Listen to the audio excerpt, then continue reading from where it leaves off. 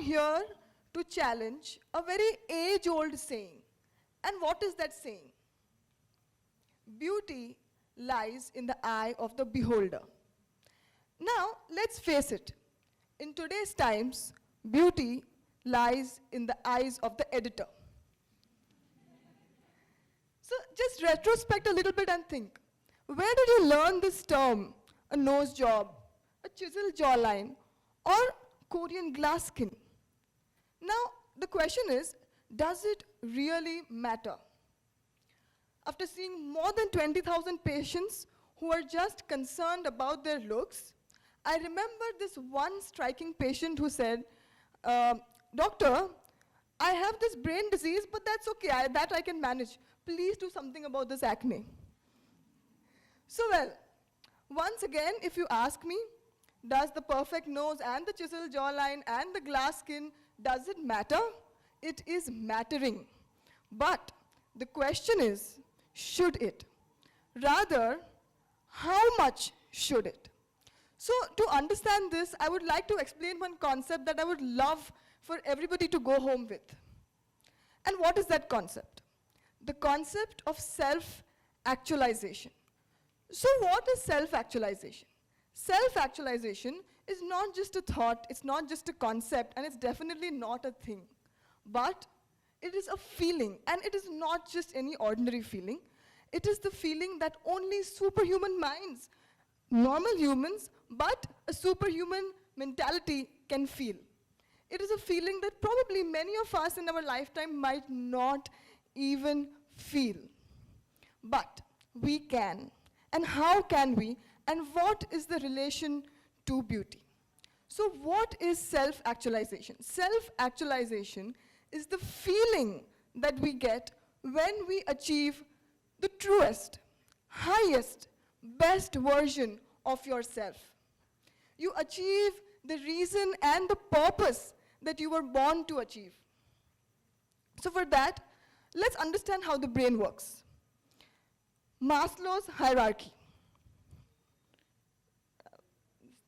So the Maslow's hierarchy works like this. So the brain will first this has stopped working here. So the brain will first target the basics, which is the food, shelter, and water. After it gets food, shelter, and water, it will go to finding safety and security. You will start finding a home. After the brain achieves that, it will start finding and seeking relationships. You start finding people you love, your family, your partner, spouse, etc. Then comes the time where you look for self-esteem. Self-esteem for self and for others. And after you have achieved a sense of esteem for yourself, you start wanting to feel the sense of exploiting your truest potential, the reason of the why that you were born on this planet. And that is the highest feeling of a human mind, and that is self-actualization. So, how does this brain do it? And how does our brain actually register these feelings, register these thoughts, and convert it into actions? So, the brain is a combination of chemicals. It's a combination of the hormones, which when put together, will convert into emotions, and the emotions, excuse me, emotions will convert into actions. So, there is a multitude of chemicals. Few, rather majorly, the happy chemicals, and we have one negative chemical. So first, let's talk about the happy chemicals. The dopamine, the hormone of instant gratification. Very, very temporary, but instant gratification. It's that hormone which makes you do the happy dance, what you feel when you eat a chocolate or eat a dessert or play an instrument or listen to music. Right. Second, the serotonin. We all know that iconic dialogue in the Three Idiots movie. जब दोस्त fail होता है तो दुख होता है, पर जब दोस्त फर्स्ट आता है तो और भी दुख होता है. So what is that?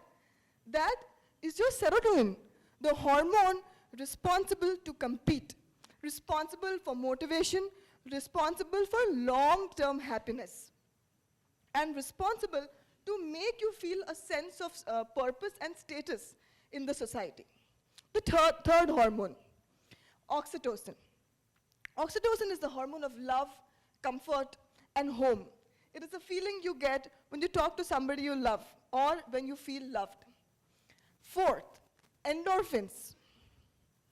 Endorphins are released in two main situations: when you laugh very loudly or you exercise very intensely. So these were your four happy hormones. Now what about the sad hormones or the negative one? That is the cortisol, and that in the long term is a killer. So cortisol will increase your blood pressure, reduce the serotonin, reduce your happy hormones, reduce your memory, cause acne, hair fall, and whatnot. It is released when you feel any kind of negative emotion or any kind of stress. So life is basically about balancing these happy hormones and sad hormones. Take charge of these chemicals, otherwise the chemicals will take charge of you. So all we have to do is we have to fool our mind and train our mind to release the happy hormones.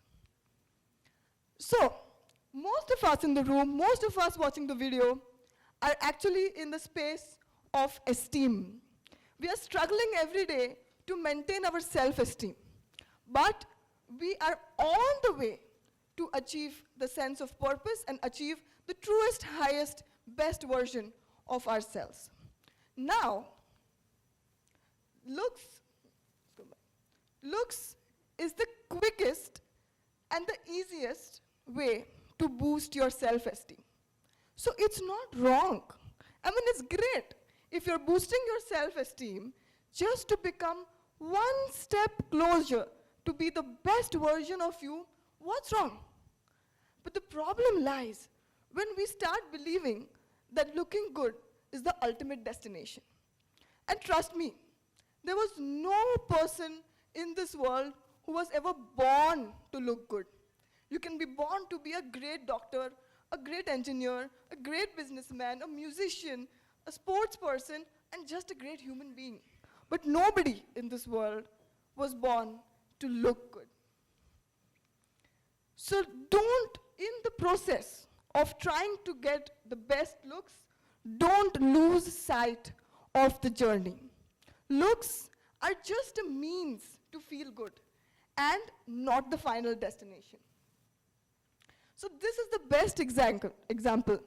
So we all know about Carlos Alcaraz, the world famous tennis player. But did you observe the changes on his face? And he had acne. It's not like he hasn't worked on it, but it doesn't stop him from achieving what he ultimately has to achieve or from being who he eventually has to be in this world. So use your looks and don't let your looks use you. We all have this one frustrated professor either in school or college, right? And what is this? If you actually understand the science behind it, why is somebody considered to be frustrated, right? It's as simple as this. The frustrated souls, for the longest time, are stuck at the level of just trying to boost your own self-esteem. Somehow, they are not able to go ahead. They're not able to implement the reason why they are born here, right? So frustrated souls, irrespective of their jawline, irrespective of their glass skin, or irrespective of the sharp nose, will always not look great, never look beautiful. You know what will look beautiful? Satisfied souls, right? Irrespective of the jawline and irrespective of the shape of the face or their hair. So it's not like you have to have it all figured out by your 30, right? Forbes 30, under 30, etc., etc., having your own startup. It doesn't have to be like that. But the question that you have to ask yourself is, am I on the way? Am I on the path to achieve the best version of myself? Now, let me show you a picture of a person that all of you know, but nobody's brain is going to register it. Perfect jawline, jet black hair, and a great nose. But this is not the picture that went down in history. This picture did. No jawline, lot of loose skin, absolutely no hair, no teeth, and well, not in the common standard of the best clothing, I would say, right? Okay, let's see the next picture. This has no wrinkles, very tight skin, but this is not the picture that went down in history. This picture did, right? Okay. Next. This is not the picture. Jet black hair, so much hair, perfect skin, no acne, perfect nose, perfect lips. But this is not the picture that went down in history. This picture did. So, what is the common finding amongst all the pictures? And the common finding is in the purity of the intention, right? And not just purity of intention. It is in consistent purity of intention. Though it might sound a little bit simple, but it's very difficult to implement. It's not easy. There's a difference between being simple and being easy. It might sound simple, but it is not easy to do. So what happens? What happens when you consistently keep feeling good for others? When your intention for others is consistently pure, genuinely, authentically pure, what does it do to your brain? It releases all the happy hormones, not just serotonin, not just dopamine, not just oxytocin, or not just endorphin. This purity, this authenticity has the potential to release all those happy hormones. And you know what? In today's times, people are not always going to wish the best for you. And because of that, it is very easy for you not to wish the best for them. And it is also easy not to wish the best for people because many times we feel that, who's watching? What I am thinking, who's watching? There's nobody that can hear me. There's nobody that can feel me. I have not spoken it aloud, but there is somebody who's watching. And that somebody is your face. So, when you intend good, the lines get softer, your eyes shine brighter, and your smile is wider, and the glow is something very different. So, okay, if you see this, the picture of Adolf Hitler has much blacker hair than Abdul Kalam, right? And I'm sure that the person holding the gun is a much younger person than Mother Teresa. But you will always find these pictures much, much, much more beautiful than these pictures. And that is because you can see and feel the intention and not just the looks. Remember, no baby ever looks ugly. And why? Because it's not in the looks. It's not about the chubby cheeks. It's not about the eyes, and it's not about the hair. In fact, most babies don't even have hair, right? But it's in the innocence. A baby, you always perceive a baby just feeling great for you, right? So, the secret to beauty lies in the purity of your intention and a purpose in your heart. So here are the top 5 tips on how to look good without any cost. First, find what releases your dopamine. Playing the guitar might release a dopamine for him. It might make him happy. But playing the piano might be good for you. Dancing might be good for somebody else, whereas listening to music might be good for somebody. Following a good skincare routine might be something that excites you. So that's okay. Because on a daily basis, when you start releasing your dopamine gradually and slowly, it is motivating you to release those happy hormones, have a happy feeling, and gradually take you one step closer to be the best version of yourself. Second, stimulate the serotonin by finding your purpose. And the purpose is not just going to come to you one fine day. You have to keep asking why. Not the how And not the what. What you do and how you do is important, but why do you do it is the ultimate important question. So, find your purpose in between the failures and the struggles. Listen to your intuition. It is not the success that is going to help you find your purpose, but those struggles and those failures. So find your purpose and release the long-term hormone serotonin. Third, call someone you love to release the oxytocin. Tell them how much you love them. Tell them how lucky you are to have them in your life. And occasionally you can even remind them how lucky they are to have you in their lives. Fourth, release your endorphins. Exercise well and laugh loud. And don't forget to strength train and start strength training from now. Because at 50, there is no point in having a face that is so tight that looks like 30 and a body who just can't run. Meditate daily to reduce the cortisol. Let your body, let your mind take control of the chemicals instead of your chemicals taking control of you. And the best way to do it is meditate daily and consistently and with discipline. So, the most important thing out of everything, have a pure intention. Because having the pure intention is going to supersede all other factors. It's going to release all your happy hormones. And there is no better face than a pure heart. So, if you still feel low about your looks, and if you still feel you don't look good enough, I want you to take a mental picture of this picture. Now, can you even see the looks in this picture? You can only see a shadow.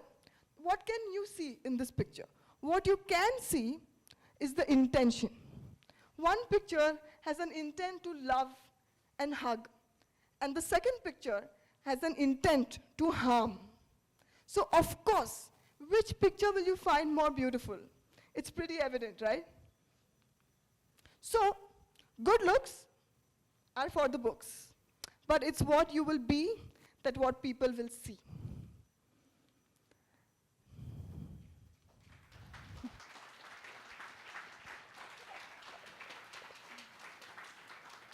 And to sum it up, so, somebody in the audience can, of course, just stand up and ask me that, Doctor, you've spoken so much about the purpose and the purity of intention, but what was the intention of your talk, right?